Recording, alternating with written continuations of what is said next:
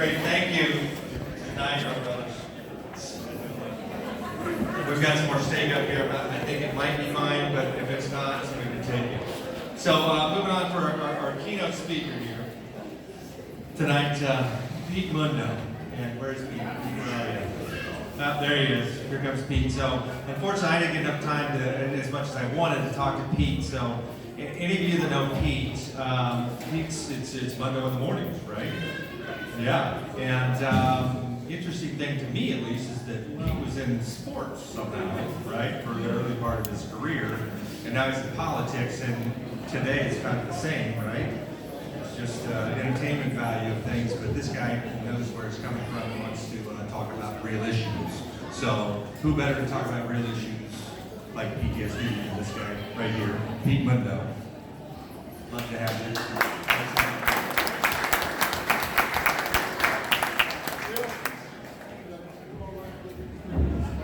Well, first off, thank you to Mitch Wheeler, Ernie Rodina for having me out here. I do host the morning show on KCMO Talk Radio.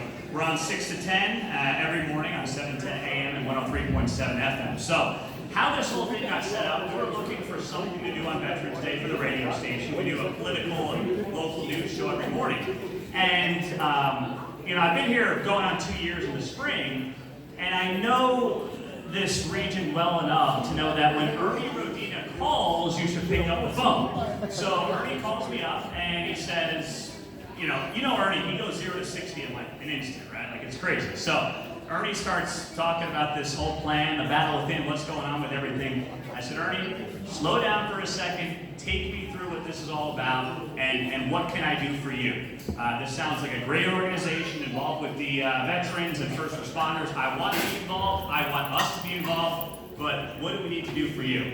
So he wanted to get help booking a big guest from Fox News or something like that. I used to work at Fox News in New York. I worked there for going on 5 years before I came out this way, back to Real America. I was doing some fill-in radio shows there. It was great, but I used to work before that in Woodward, Oklahoma, which some of you may be familiar with. A great part of the country, great people, and it was time to kind of come back out here. So my wife and I came out this way. We got the job, came out here in April of 18, and one of our big goals was to do something around Veterans Day. So Ernie comes to me with the Battle Within, and then he says, hey, we're going to set up a call with Mitch Wheeler.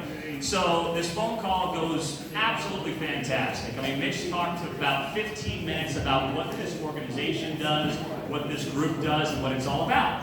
And as we're going through this, I just listened. I didn't say anything, I just listened.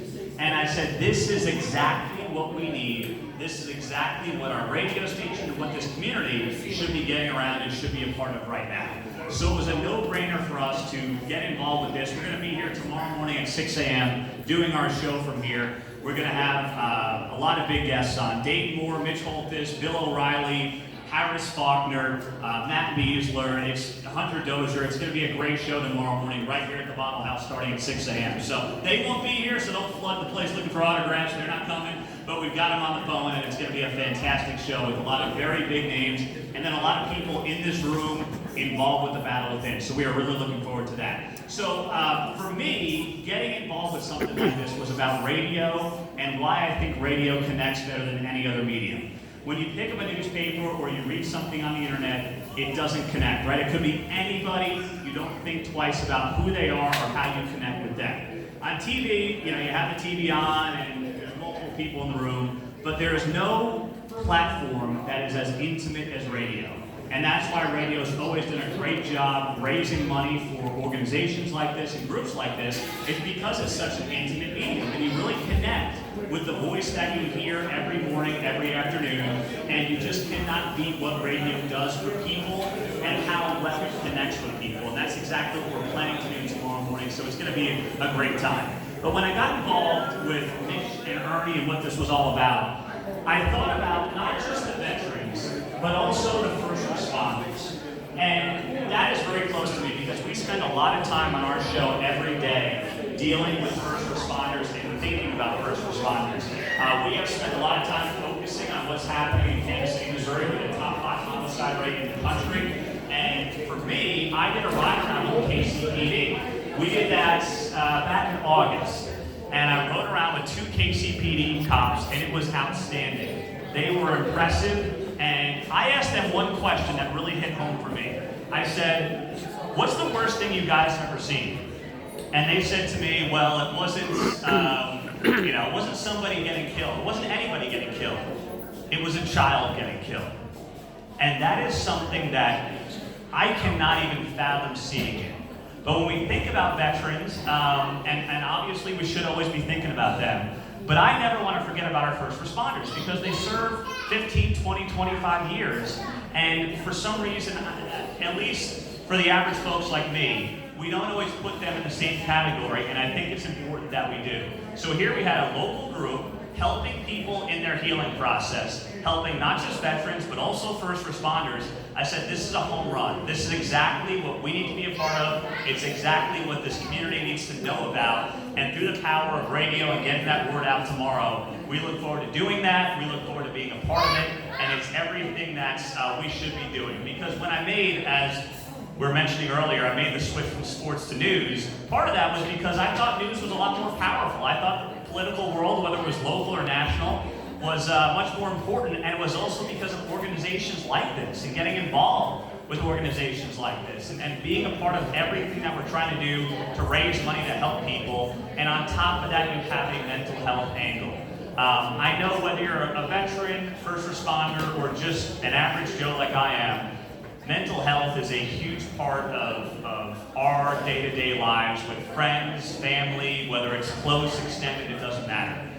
For me, it hits very close to home. And when I saw a chance to help out veterans and first responders focused on the mental health side of things, I said to myself, we have to do this. We have to be a part of this. Now, when you think about mental health, I think about things like bipolar disorder, depression, anxiety, and I think about how they've affected people close to me. Imagine those people going across the world and seeing what they've seen and dealing with what they've seen and how they've handled those issues. Or if they're at the Kansas City Police Department and they're seeing things on a daily basis that you and I can't fathom. Trying to combine all those things to me, I cannot even comprehend how somebody would do it because I've seen the pain that mental health can have on people that are just trying to do 9 to 5s. Never mind people that are trying to go out there and save our lives and protect our freedoms.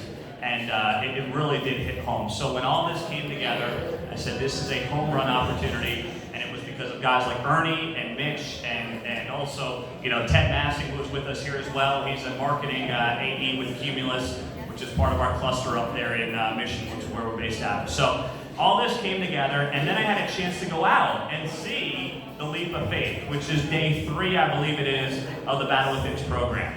And to see these guys who, all of us, probably don't appreciate on a day-to-day basis as much as we should, getting ready to climb up that pole about 40 feet high, and then, jump off while they have all their fellow classmates at the bottom ready to hang on. That was powerful stuff. It was a frigid late October day when we got that cold burst a few weeks back, and it was unbelievable to just see that unfold and to watch these guys who, when you walk by the cops in the streets in the city, or you walk by a veteran, you say to yourself, geez, I'll never be as tough as those guys. And you won't, and I won't, but you know that they have a soft side to them, and they have a side to them that you and I deal with every day. They're not machines, they are human beings, and they are dealing with not just the things that you and I deal with, but many times worse because of what they've seen and what they've experienced. And to see them kind of bare their hearts and souls and really just let it all go there in front of 10 to 15 of their peers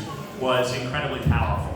And then as I started doing some interviews for tomorrow's show with some of the people involved in this room, the Duncan family was outstanding, and Kelly Slagle was outstanding, and Major Darren Ivey was just fantastic. To really get a better feel for what this program does and the closeness of the alumni, which to me was impressive. I've had close family members go through various battles and deal with mental health and go through the programs of a week, 2 weeks, 30 days. And there is no relationship between the alumni. It's just you go through it with people, maybe you stay in touch with one person for a few weeks or a few months, and then it kind of all goes away. But to watch this group and to watch how close they are with each other and the hugging that goes on. You know, I'm not a big hugger, so when I see people hugging, it kind of freaks me out. But then I said, this is great. I mean, this is family. This is what these people are about. And when you finish up in 5 days, the class is not over. The group is not done. I mean, these are lifelong friends. These are people that will help each other. And when Justin Hoover said this the first time I met him, he goes, we don't save anybody's money. And he said that tonight. I said, geez, that is so true, because how many times do you know people who go to these programs and the program says, we'll take care of you, we got you, we'll fix you. Nobody's fixing you. And that's a tenet of a value system that kind of this country was based off of, right? I mean, nobody is going to save you. You have to save yourself. Now, you can use tools, you can have tools that are going to help you. And that's what we're here to do, of course, give people the tools to help themselves. But this idea that, you know, whether you're an average citizen or you're a veteran or a first responder, that somehow you are going to go through a class and they will fix you, no. It starts with raising that hand and saying, I want to go through this class, I want to do this. That's you doing it for yourself or somebody, you know, urging you to do it.